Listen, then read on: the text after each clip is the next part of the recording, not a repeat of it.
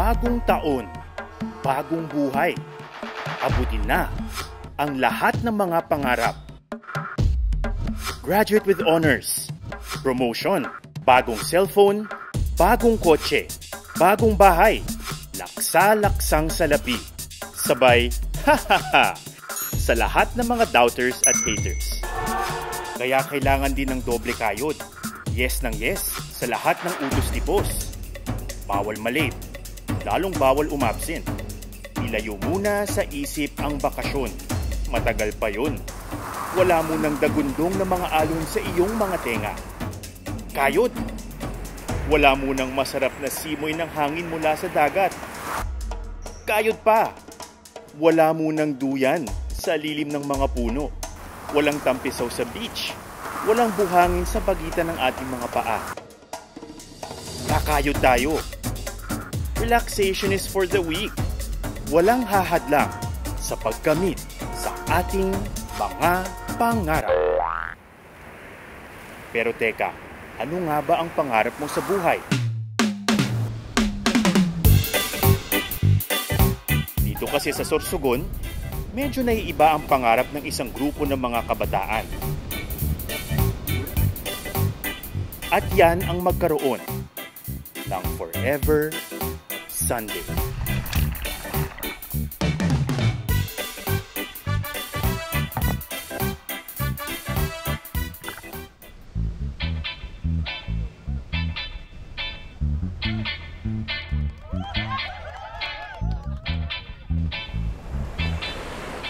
May surfing sa gubat.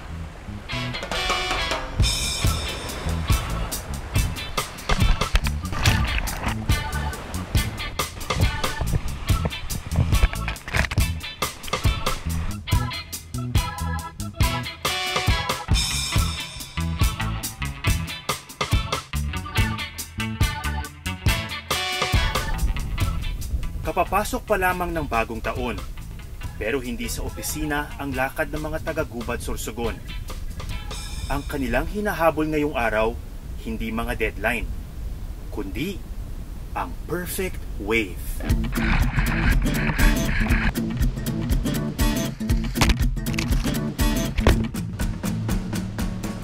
Ito, pinapanood ko na yung mga bata na kasama sa kanilang competition. Mula sa kinatatayuan ko, parang napakahirap ng ginagawa nila kasi yung quality ng waves hindi ganun kaganda. Ngayong January, parang nagsasalubong yung mga alon. Ang tawag daw nila dito ay Madyong. Dahil yung alon sabay-sabay bumabagsak.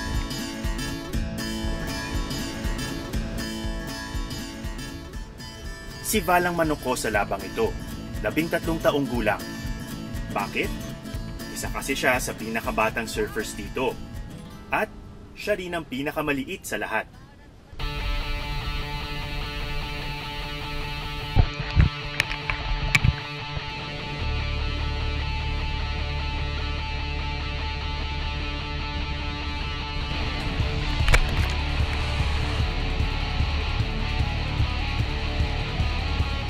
Tingin mo magaling ka ng surfer? Ewan ko. Tingin lang. Ito naman si Noli. Mas marami siyang alam sa surfing kumpara sa akin. Ano yung appeal sa Surfing. Sa surfing? Yun nga. Parang gusto ko, parang... Sabi nga nila yung parang... parang kang nagpapaliwanag ng kulay sa isang bulag. Dahil hindi mo na... Hanggat di mo na tatry Yung parang, kaya nga na-invento yung parang stoke yan. Stoke. Parang zen moment nandun Yung parang kayong dalawa lang ng wave, wala kang ibang iniisip.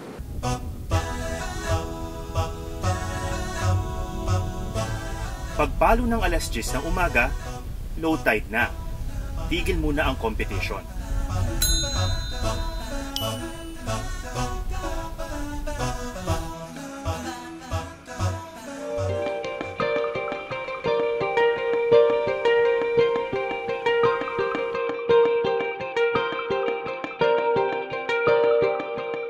Ito ang Lola Sayong Surf Camp. At dito ata na-imbento ang salitang chillax.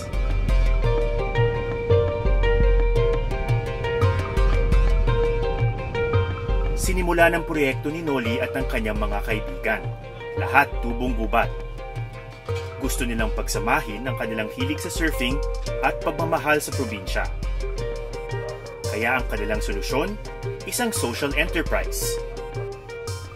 Business kumbaga, pero kasosyo ang komunidad at inuuna ang kapakanan ng kalikasan sa halip na balde-balding kita.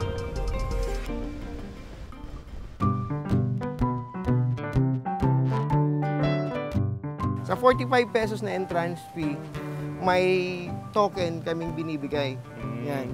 Tapos yan na token na yan, for Ito yun. yan, opo, ginagawa to ng mga lokal, parang in-integrate namin sa entrance para at least diretso ano na nila, hanap buhay ng mga lokal dito.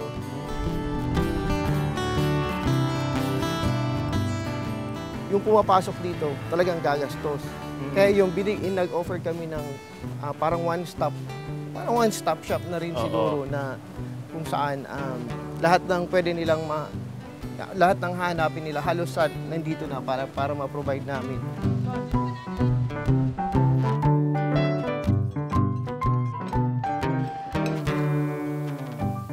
Itong kitchen ninyo and restaurant, ang nagpapatakbo nito, kayo na rin. Opo, yung mga surfers na din, lahat, yung nagluluto. So parang employed sila dito. Opo, employed na din sila dito. Tapos may monthly honorarium, tsaka may mga benefits na din na nakukuha sila dito. SS, pag-ibig, yan, PhilHealth, lahat. Lalo na yung pag-ibig. Meron namin. Di ba?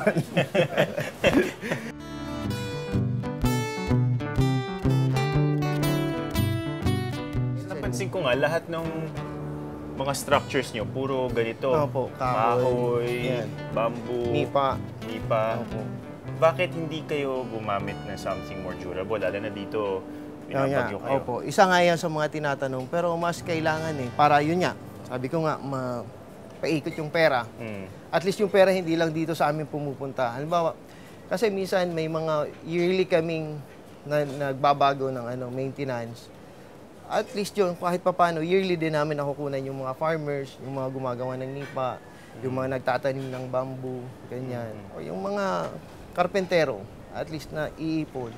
Sa isang taong ipon, nahati-hati. Kamusta yung impact sa community? Na-measure nyo ba kung yung employment o yung income dito sa lugar? Kung ano yung nag-i-impact nitong... Para sa akin kasi yung employment dumagdag kasi dito sa amin, dati nag-employ lang kami ng 4, 5, 6. Ngayon may bago nga, kadadagdag lang yung isa. Ngayon may mga halos 73 na yung beneficiary, bukod part-time. Kasama dyan yung part-time, yung full-time, tsaka yung on-call.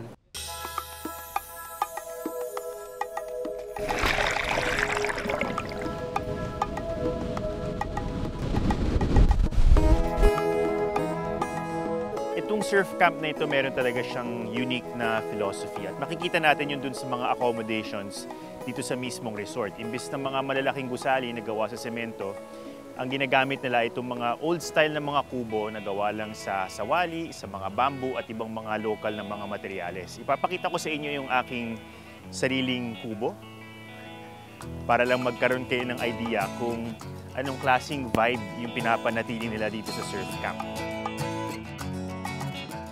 So, kitang-kita nyo naman, very basic lang. Dito ako natutulog. Meron lang papag, may isang bumbilya, at merong saksakan ng kuryente, pero walang air conditioning. Merong electric fan, pero hindi ko naman ginagamit. Mafe-feel mo talaga kung anong klaseng kultura, anong klaseng filosofiya yung gustong itaguyod ng mga nagpapatakbo nitong Lola Sayong's Surf Camp. Hindi lamang siya basta bakasyonan, kundi gusto nilang i-encourage ka na maging isang responsableng turista. Para panatilihin ang vibe ng lugar, mahigpit na ipinapatupad ang mga camp rules dito. Narito ang ilan sa kanila.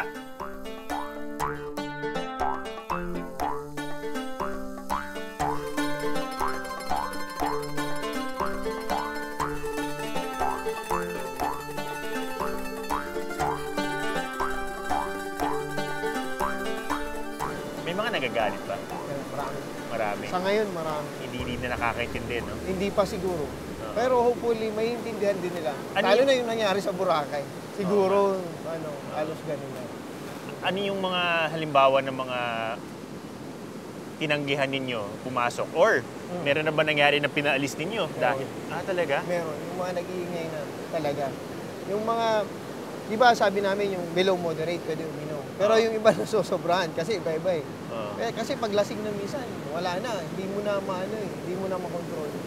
May mga times na balik namin yung bayad, sige na, umalis na kayo. Ganyan. Pag ano. Yung isa napansin ko din, very conscious about yung impact nung ganitong klaseng camp.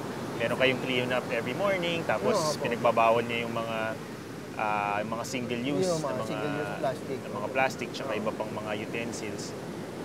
Yung consciousness na yun, saan naman galing yun? Naging mountaineer muna ako, tsaka nag-evolve sa surfing. Kaya medyo may na ako sa mga environmental protection awareness. Tsaka medyo aware na din ako sa ganyan. Ngayon, mas makikita mo yung impact sa dagat eh. Hindi naman sa bundok. Kaya ngayon, in-implement namin yung... Kasi minsan, pag naglalaro ka, daming plastic.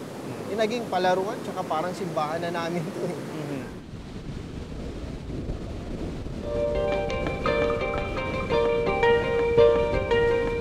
Tulad ng ibang bakasyunan, may mga pagsubok ding kinakaharap sila Noli.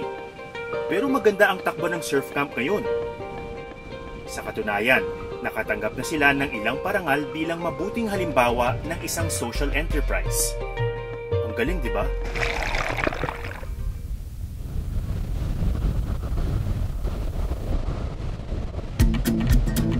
High tide na!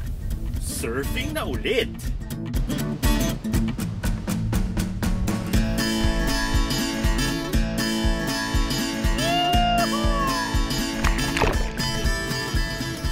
Sa gitna ng excitement ng competition, isang di inaasahang bisita ang nagpakita sa beach.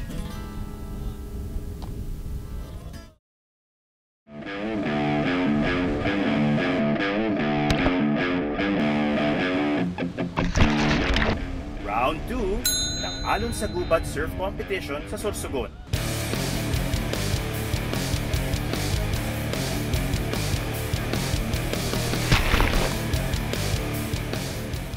Hindi ba kayo naiingit sa kanila pag ganyan?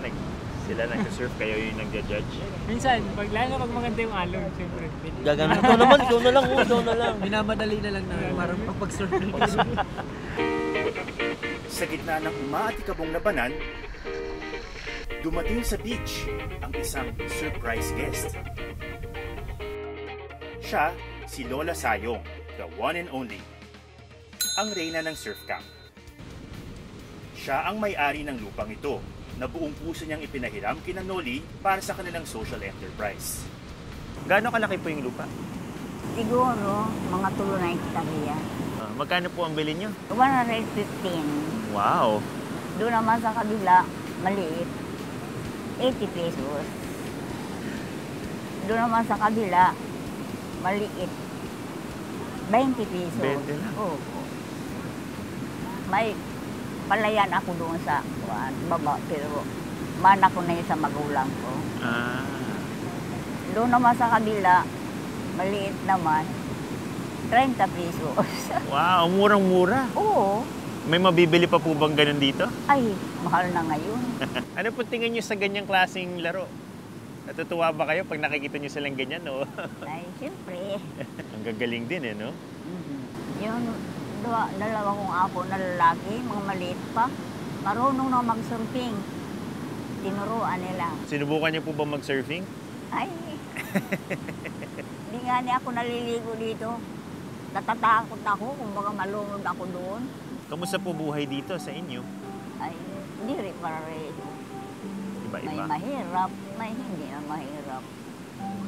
Kami, mahirap kami. Mabuti nga nakabili ako ng maliit na lupa. Nahimo na surfingan. Na tuwa naman kayo sa kinalabasan?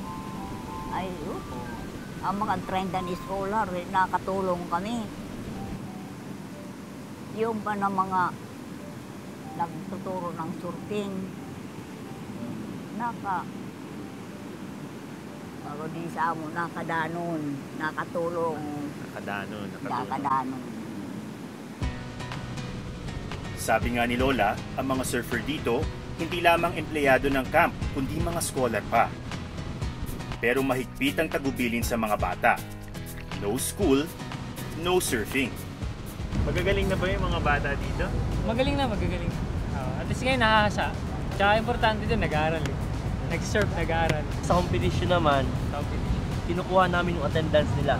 Pag may absent kang isa, ops, ano ka muna ha? Hindi ka pwede mag-compete. Pahinga ka Medyo muna. baba yung ranking. Bababa yung ranking mo. Pagkatapos ng round 2 ng competition, kamusta na kaya ang puntos ni Val? Naku po, laglag ang manok ko. Gigil na gigil ka raw sa mga alon eh. Kaya nga, gusto ko makapasok sa final. Pero linggo-linggo naman yan, di ba? Opo. Linggo-linggo. Sabado, linggo. Linggo-linggo pwedeng bumawi. Opo. Sabihin. Tulad ng ibang mga surfer dito, tubong hubad din si Val. Isa siya sa mga scholar nila Noli. Pakilarawan nga sa amin ano ang ginagawa mo sa araw-araw. Pagka may pasok, dito na ako maliligo. Tapos punta sa bahay. Tapos pagka hapon na alas 4, uwi na ng hapon. Tapos punta na ako dito sa camp. Tapos magsisurf na ako. Tapos, Surf na ulit sa hapon. Banlaw na. Tapos kain na. Eh paano yung assignment mo? Wala. Minsan wala kaming assignment. Eh pag may assignment, Tinatapos ko agad sa bahay bago pumunta dito. May dagdag kita rin si Val bilang helper at surf instructor. Ginagamit daw niya ang pera pandagdag sa kanyang baon at pangtulong na rin sa kanyang mga magulang. Sa sistema ng surf camp, obligado ring mag-impok ang mga empleyado. magkano ang kita sa pagtuturo? Ano po, 350 po, isang oras. Tapos yung 150 po, yung 50 savings yun. Tapos yung 100 sa yun na yun. Anong ginagawa mo dun sa ipon mo? Ano po, bibili ng gamit sa may eskwelahan, ganun, mga notebook, baseball pen, bag, ganun, baonan. Ano yung huli mong binili na parang para sa sarili mo lang? Dahil nagustuhan mo lang siya. Laruan po. Anong laruan? Yung tech deck. Tech deck? Po, yung finger skate. Ah, Yun po, oo. kasi masaya, no? Pag walang pangit yung alon. Pero bago maging surfer, bago maging scholar, at bago naging bahagi ng surf camp, galing muna sa pamilya ng mga mangingisda, si Val. Kasama ang kanyang tatay na si Mang Dante, nanghuli kami ng isda sa dalampasigan. Dito mismo, kung saan ginaganap ang surf competition.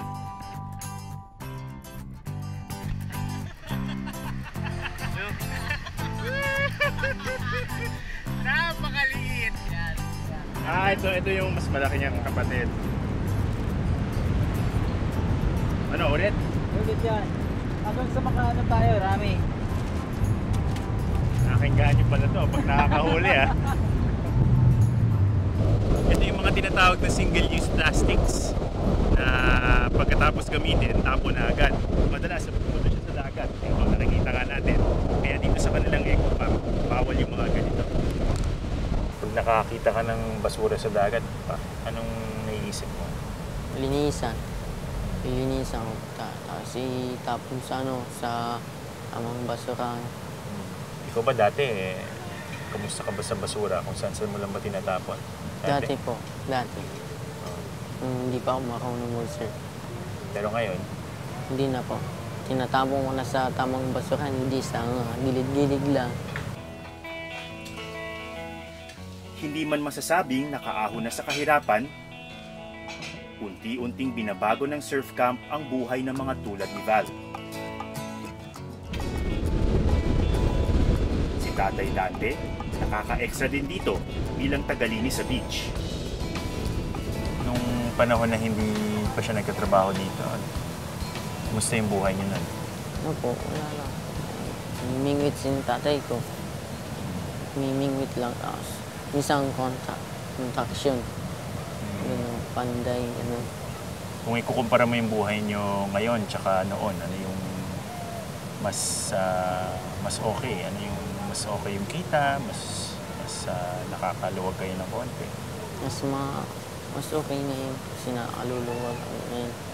Kumpara noon, hirap namin away, ganyan. Nag-aaway kayo na? Ano po, away ko pa na si papa ko at nanay. Ano pinag-aawayan nila? Tungkol sa sa kita, gano'n. Sa pera, walang budget. Ngayon? Ayos na ngayon. Ito ang pakay nila Noli. Ang mabigyan ng oportunidad ang mga taga-gubat para hindi na sila kailangan makipagsapalaran sa ibang lugar. At makinabang sila sa angking yaman ng probinsya. Stay din ako ng Manila siguro mga 1 month, di ko kaya eh. Hindi mo nagustuhan? Di ko nagustuhan, di ko kaya yung parang bilis ng oras. Kailangan mo palaging mabilis. Ganyan, palaging traffic. Di mo alam kung okay ba itong nilalakaran ko. Hindi, delikado pa. Kaya dito na lang kami nag-settle. Gumawa na lang ng sariling mundo dito. Pero yung mga lokal naman kasi, parang iba yung pananaw nila ng pagiging maunlad or pagiging successful. Pagiging successful. Yung parang kanila siyempre, pagiging successful. Yun, Manila ka, nasa ganyan ka. Pero para sa akin kasi misinformed lang sila eh. Parang nakaupo na sila dito sa gold. Sayang naman pag hindi. Kaya yung awareness na yun yung gusto makita namin sa mga lokal na ma-appreciate nila kung anong meron sila dito. High tide na naman. You know what that means? Surfing na ulit! Seryoso ang competition na ito. Pero sa isang banda, katuwaan din. Mas mahalaga ang nabuong samahan ng mga local surfers. Nakapatid na ang turingan sa isa't isa. Anton, mabuti. Anong masasabi mo? Support. Pag tinatanong kayo dito, sino yung pinakamagaling yung surfer? Sa amin yung surfing ay hindi ko. Ito yung parang kapag-isip, ma-upgrade mo yung sarili mo. Kaya nga namin masasabi, hindi man kami yung pinakamagaling na surfer hindi namin sinasabi kami magaling o pinakamagaling. Para sa akin, kami naman yung pinakamagaling na gumamit ng surfing.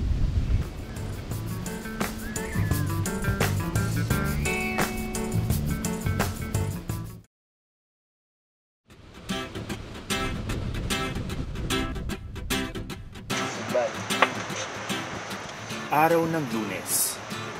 Balik eskwelahan muna ang mga batang surfers.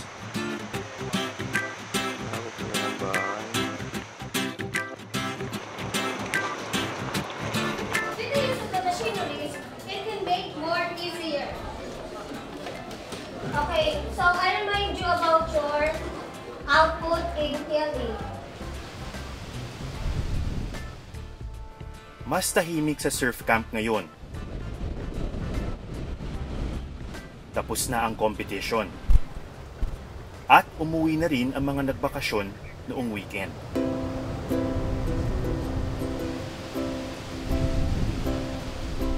Pero ang malamig na hangin kumukuskos sa mga halaman at ang dagundong ng mga alon sa dalampasigan.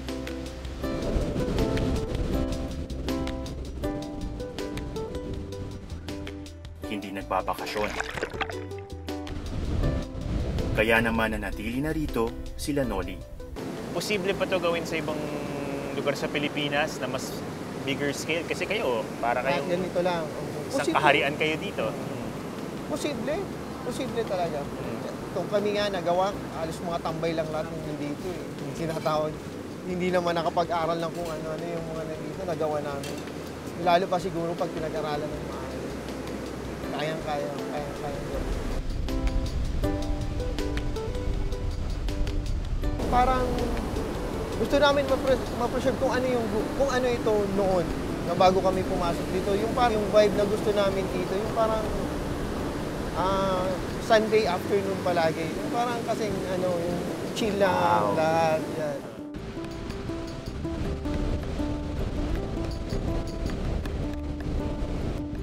Ang sarap pakinggan, no? Nahanap na ba nila Noli ang secret to living a happy life? Hindi rin naman natin masasabi. Iba't iba ang sitwasyon natin sa buhay at iba't iba rin ang mga pangarap.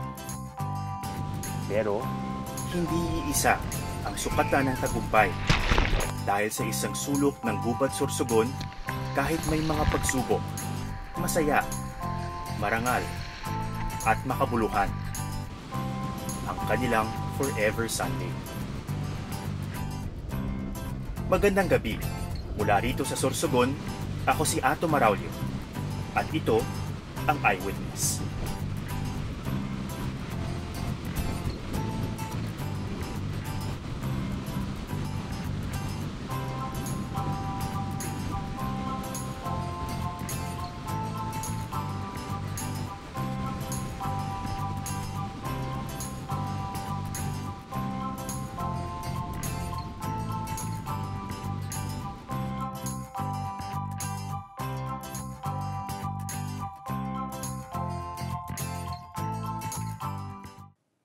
Maraming salamat sa pagtutok sa Eyewitness, mga kapuso. Ano masasabi niyo sa dokumentaryong ito? I-comment na yan at mag-subscribe sa GMA Public Affairs YouTube channel.